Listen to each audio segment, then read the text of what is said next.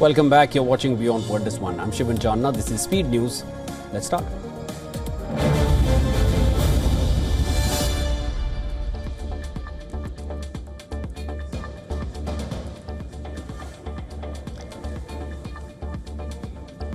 Donald Trump has said that Ukraine's President Zelensky could end the war with Russia, but only if Kiev agrees not to join NATO as part of a peace deal. In a post on his Truth Social platform, Trump also stated that Crimea, annexed by Russia in 2014, would not return to Ukraine. Summing up, he said, no NATO, no Crimea, adding some things never change.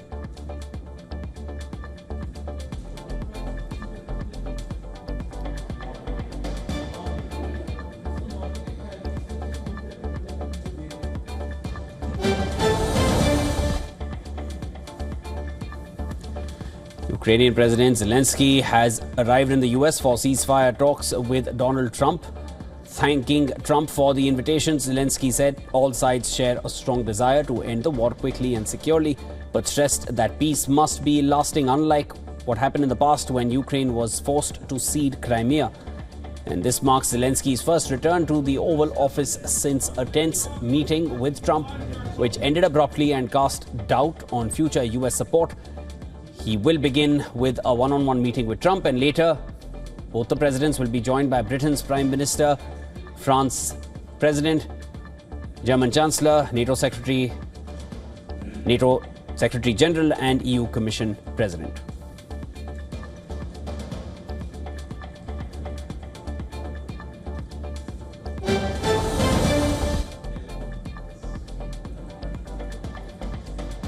Palestinian militant group Hamas has accused Israel of orchestrating what it calls a new wave of genocide and displacement as the Israeli military prepares to relocate residents from Gaza City. Hamas has rejected Israel's plan, labeling the relocation effort a deception rather than genuine humanitarian aid.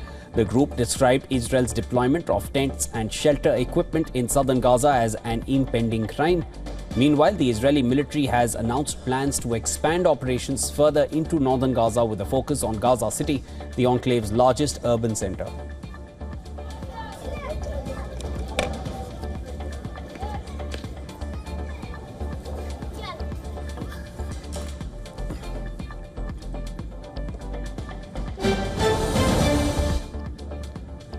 Yemen's Houthi armed group has claimed responsibility for a hypersonic ballistic missile strike targeting Ben Gurion Airport near Tel Aviv in central Israel. A Houthi military spokesperson said the missile attack forced millions of Israelis to take shelter. The Israeli Defense Forces confirmed they intercepted the missile launched from Yemen with no reported casualties or damage. The Houthis, who control much of northern Yemen, including the capital Sana'a, have been carrying out missile attacks on Israeli targets since late 2023. In solidarity with Palestinians amid the ongoing Israel-Hamas conflict, Israel has responded with airstrikes on Houthi-controlled areas.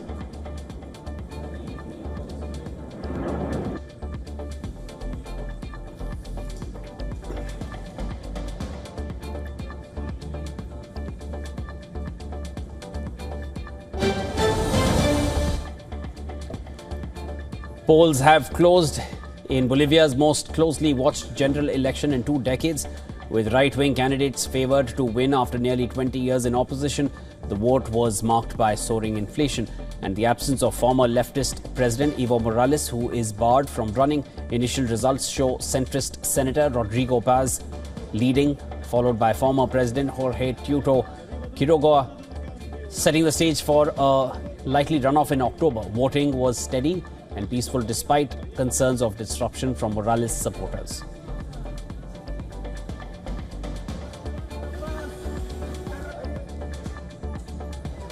Ahí está el presidente de Bolivia, el presidente que nuestro país necesita.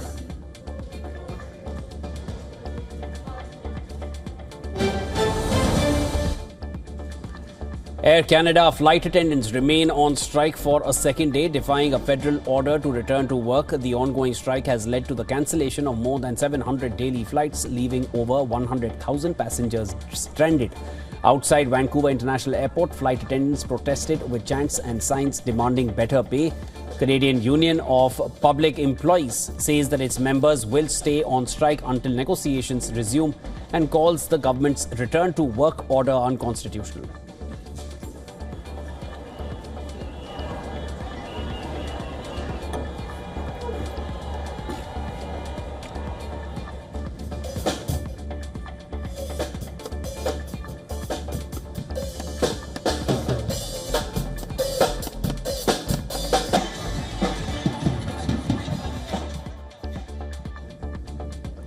Air Canada says that its current offer could see senior attendants earning up to 87,000 Canadian dollars by 2027, but the union describes it as below market value, especially given unpaid work when planes are grounded.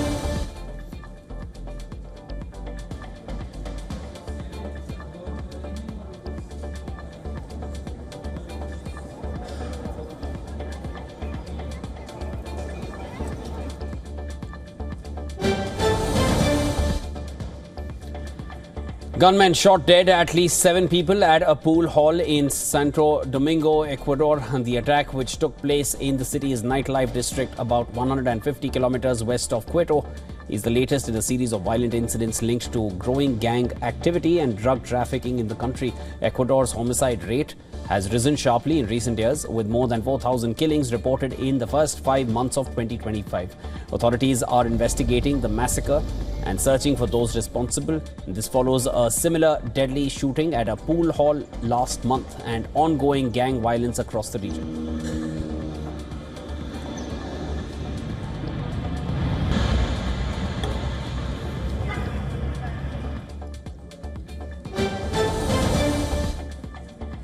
Rescue workers are searching for more than 40 people after a boat capsized in northwestern Nigeria's Sokoto state. The National Emergency Management Agency said about 10 passengers have been rescued so far, but over 40 remain missing. The boat was carrying more than 50 passengers to Goronyo Market when it overturned. Authorities alongside emergency responders are intensifying search and rescue efforts. The agency reassured the public it remains committed to saving lives and supporting affected families.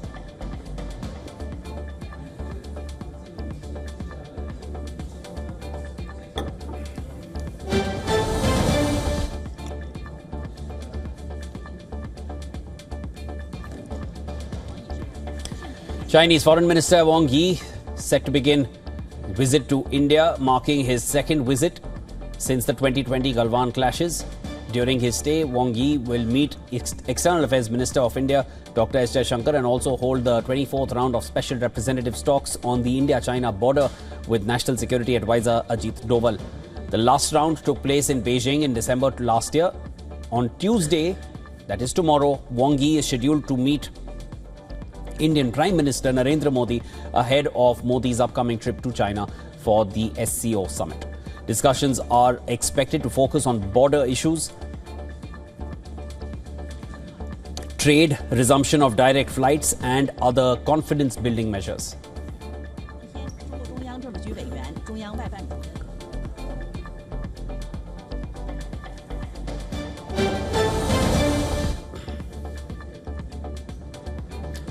At least 7 people were killed after a cloudburst and a subsequent landslide in Jammu and Kashmir's Kotwa district. The gushing mudslides and floodwaters left houses partially submerged and debris littering roads. 5 people lost their lives due to flooding caused by a cloudburst in Jodhghati, where 2 persons were killed in a landslide in Janglote.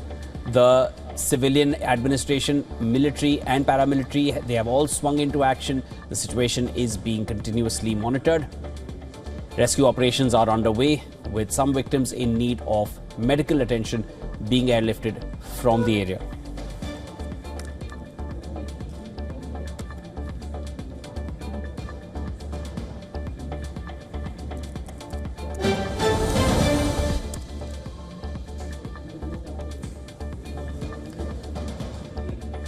Search and rescue operations continue in Jammu and Kashmir's Kishwar district as the death toll in the cloudburst tragedy rose over. It has crossed 60. 70 to 80 people are still missing after gushing mudslides and floodwaters inundated the village of Chosti on on the 14th of August, washing away pilgrims who had gathered for lunch before trekking up the hill for a popular religious site. The rescue operations by SDRF and NDRF are ongoing and efforts are being made to locate and save those still missing.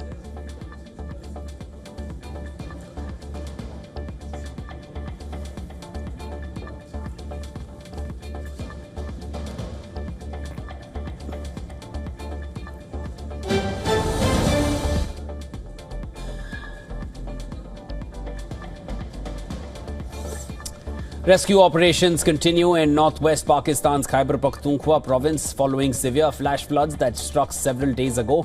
According to the National Disaster Management Authority, more than 390 people have died and 156 are injured. Officials report many remain missing or trapped under rubble in remote villages. The Prime Minister's coordinator for Khyber Pakhtunkhwa affairs expressed deep concern, warning the death toll could rise to 1,000. The damage is severe, with entire villages wiped out. Relief supplies are being distributed and a toll-free helpline has been set up for those affected. Since late June, the ongoing monsoon has killed at least 657 people across Pakistan.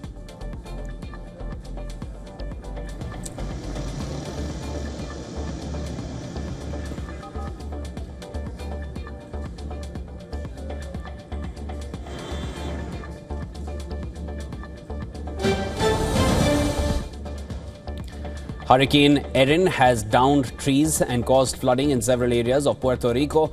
The National Hurricane Center has downgraded Erin to Category 3 as the storm's wind speed eased slightly. Erin is the first hurricane of the 2025 Atlantic season, and even as it was downgraded, it was able to inflict damage. An NHC advisory on Sunday evening warned that heavy rain would fall across parts of Puerto Rico and the Virgin Islands on Sunday night and then lessen on Monday. The advisory also warned of further flooding, causing possible landslides and mudslides in Puerto Rico and the Virgin Islands, as well as surf and rip currents in the Bahamas, Bermuda.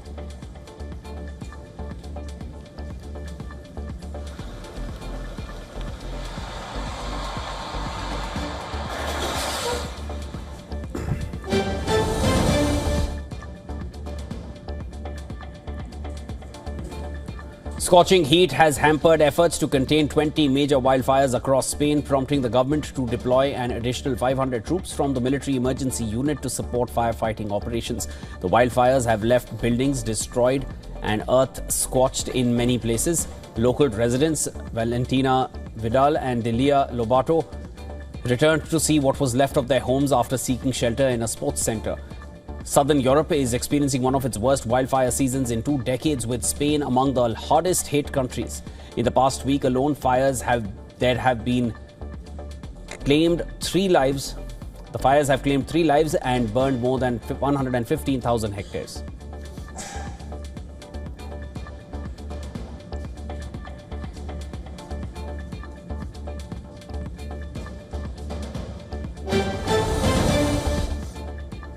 Google has agreed to pay a fine of 55 million Australian dollars after Australia's consumer watchdog found it hurt rival search engines.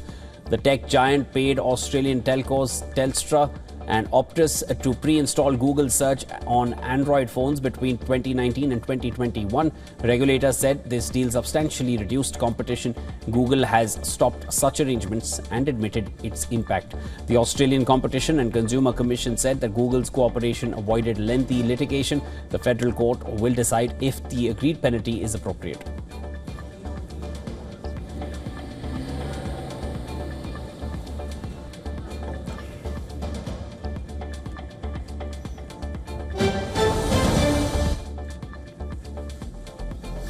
A new online fraud is making rounds called the WhatsApp screen mirroring scam. In this scam, fraudsters pose as bank officials or reward agents, and they trick users into sharing their smartphone screens during a WhatsApp video call.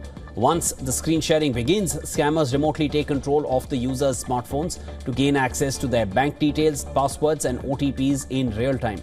Recently, fintech firm OneCard issued an advisory warning customers about this growing threat. Experts urge users to avoid screen sharing with unknown callers and enable two-factor authentication for safety.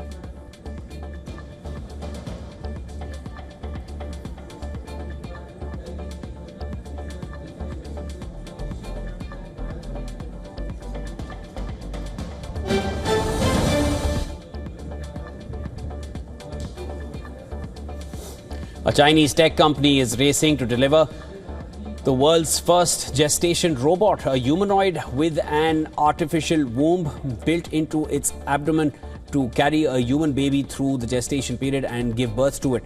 According to Chinese media reports, the project developed by Guangzhou-based Kaiwa Technology under Dr. Zhang Qifeng is expected to debut by 2026 with an estimated price of 100,000 yuan or around $14,000.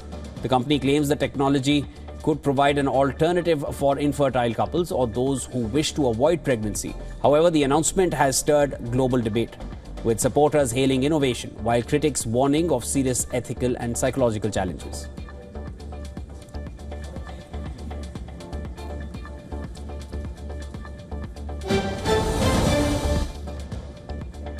Elon Musk and Jeff Bezos, they are racing to figure out how to pump gas in space. Musk's SpaceX and Bezos' Blue Origin. They are both developing systems to refuel spacecraft while orbiting Earth, a technology that could cut a rocket weight at liftoff and extend missions to the moon or even Mars. One of the biggest challenges is to restore and transfer super cold propellants in microgravity without them boiling off. SpaceX has tested fuel transfers inside Starship, while Blue Origin is working on a transporter to deliver propellants to the lunar orbit. Space industry officials warn the technology remains experimental and high risk.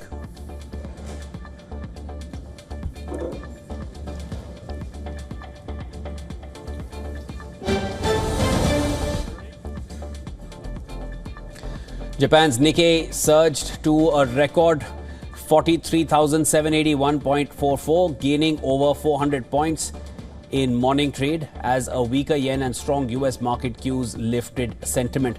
Japanese automakers led the rally, benefiting from the yen's 0.2% drop against the dollar. A softer currency boosts exporter profits, supporting share gains. Optimism around Japan's corporate outlook and clarity on US tariffs also fueled the rally. Meanwhile, Indian stocks jumped early on Monday in response to Prime Minister Modi's proposal to reduce taxes on common goods. The Sensex index surged over 1,000 points and Nifty surged nearly 1.5% to test the 25,000 points level.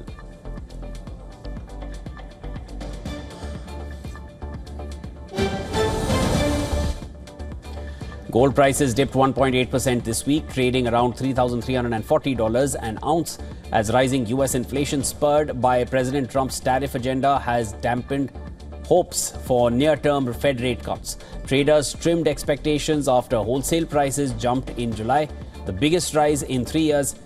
Meanwhile, geopolitical risks, including Trump's peace talks with Ukraine, continue to sway gold markets. Despite the dip, bullion remains over 25% higher this year.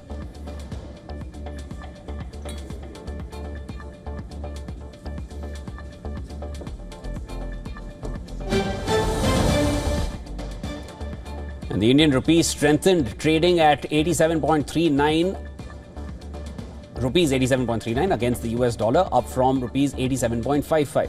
Traders pointed to upbeat risk appetite after Prime Minister Modi announced sweeping tax cuts alongside easing geopolitical concerns following the Trump-Putin meeting. Meanwhile, the US dollar held steady at 97.85 against a basket of currencies ahead of the Federal Reserve's Jackson Hole Symposium and President Trump's meeting with Ukrainian counterpart Zelensky. The euro was little changed at $1.170, while the British pound edged slightly higher to $1.35.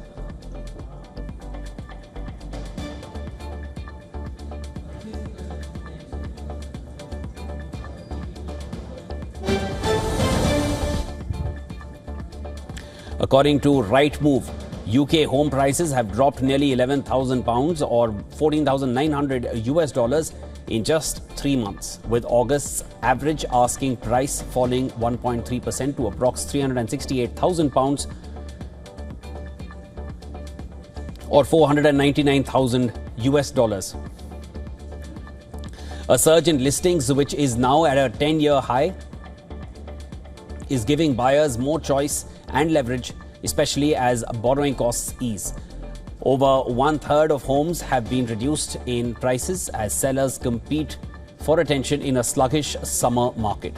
Despite the drop, home sales rose 8% in July, year on year, fueled by improved affordability and rate cuts from the Bank of England.